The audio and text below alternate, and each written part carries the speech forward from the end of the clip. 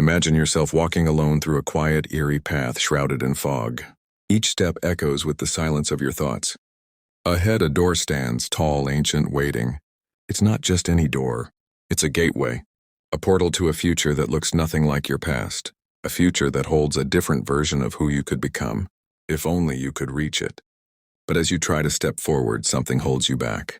You glance down and realize your feet aren't chained with steel. They're tied by something far stronger, something invisible.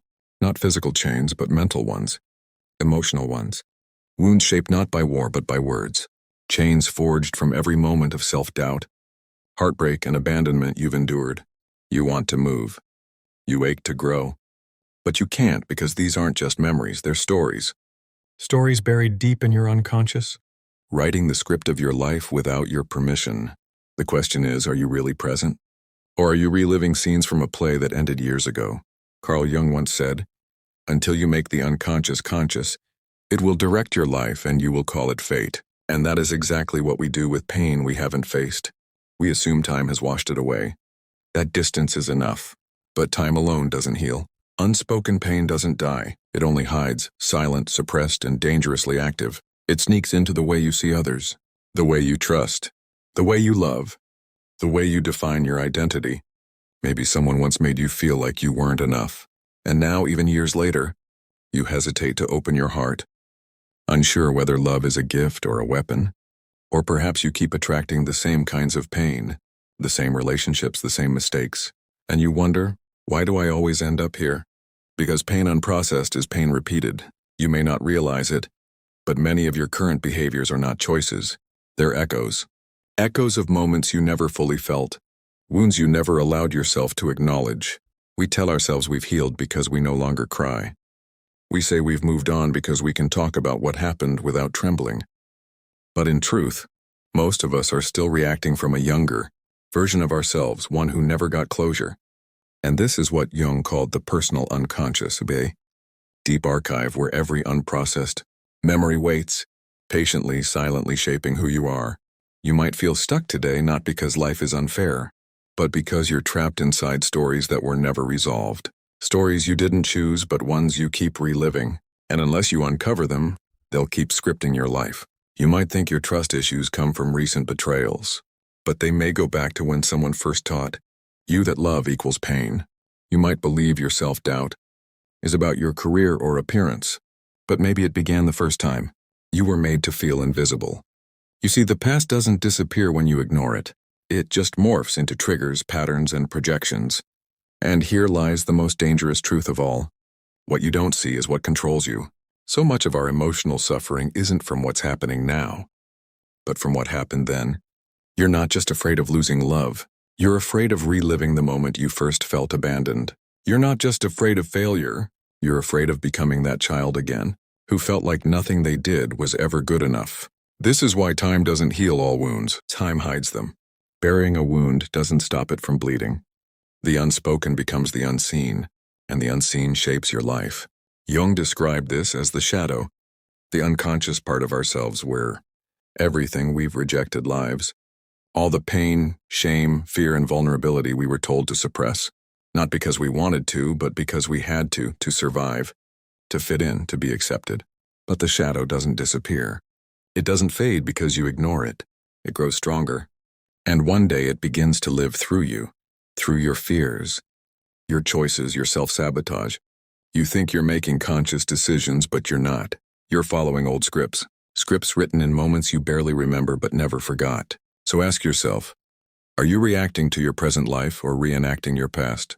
If you find yourself stuck in the same patterns, repeating the same mistakes, attracting the same pain, it's not a coincidence.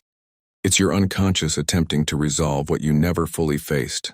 Jung called it the compulsion to repeat, the mind's way of seeking resolution through repetition, not to punish you, but to heal you. Look around. What triggers you the most? What patterns keep surfacing in your life? The answers aren't out there. They're within. The pain that angers you, the words that cut too deep, the fear that paralyzes you, it all has roots, and those roots stretch far beneath your awareness. This is the power of projection, another Jungian concept. We see in others what we haven't yet seen in ourselves. You're not just upset by someone's behavior. You're reacting to what it mirrors in you. Someone distant might remind you of emotional neglect. Someone critical may awaken an old fear of never being good enough. And until you see the mirror clearly, you'll keep smashing it instead of healing the reflection. So how do we change this? How do we step out of the cycle? First, by feeling, truly feeling, not distracting ourselves with work, noise, or people, not numbing the pain with entertainment or substances, but sitting with it, listening to it, allowing it to speak. Because pain isn't trying to destroy you. It's trying to show you where you're still broken and where you can still heal. Try this. Write. Write about your deepest wound, the one you avoid, the one that changed you. Don't worry about grammar. Don't filter your words. Just let it flow. Let the anger out. Let the sorrow rise. Don't hold back. Then read it out loud. Hear your truth. Let it echo back to you, not to re-traumatize but to realize. To see that the pain no longer holds the same power. Because healing begins when you stop hiding your truth, and you can't change a story if you refuse to read the pages. But remember, one moment of honesty isn't enough. One breakthrough isn't freedom. If you want to be free, you must break the pattern. Look at your life as a map. Trace the repeated routes. Have your relationships echoed the same heartbreak?